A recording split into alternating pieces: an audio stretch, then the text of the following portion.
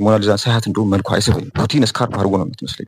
የሆነ ውበቷ እንትን ያን ያህል አይታይ እንደዚህ በጣም እንትን የሚባለት አይደለም። ብዙዎቻችን በጣም በቃ ድንቅ ዓለም ላይ ተሰርቶ የማይታወቅ የሚመስለን የአርት ስራ ወይም ደግሞ የስዕል ስራ ታላቁ ሰዓሊ የሊዮናርዶ ዳቪንቺ ሞናሊዛ ማለት ነው የሞናሊዛ ስዕል ነው የሚመስላችሁ። ነገር ግን በጣም የሚገራርሙ ማስተርፒስ የሆኑ ስራዎች አሉ በሱ ዘመን የተሰሩ ማለት ነው። ያው እሱ በጣም የሚደነቅበት ቴክኒኩ ነው። አዲስ ነገር ጨምሯል። ጂኒየስ ነው፣ ምንም ጥርጥር የለውም በዚህ ጉዳይ ላይ።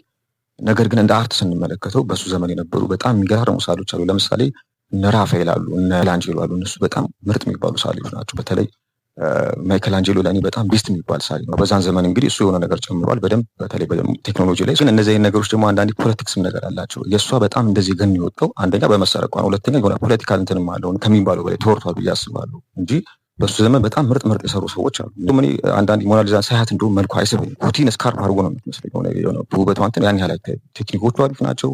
ይሄ ፖዙ ኮምፖዚሽኑ ምናምን በጣም ምርጥ የሚባል ነው። ግን በሱ ዘመን ግን በቃ ከሱ በላይ ሰዓሊ የለም ምናምን ብሎ ማሰብ ልክ ነው ብዬ አላስብም። ራበት መንገድ ምናምን ነው እና ይሄን ልላችሁ ፈልጋለሁ። ጥያቄ የለውም። ጂኒስ ነው፣ ጎበዝ ሰዓሊ ነው። ግን በቃ ያን ያህል እንደዚህ በጣም እንትን የሚባለት አይደለም። እቺ ልበላችሁ ብዬ ነው።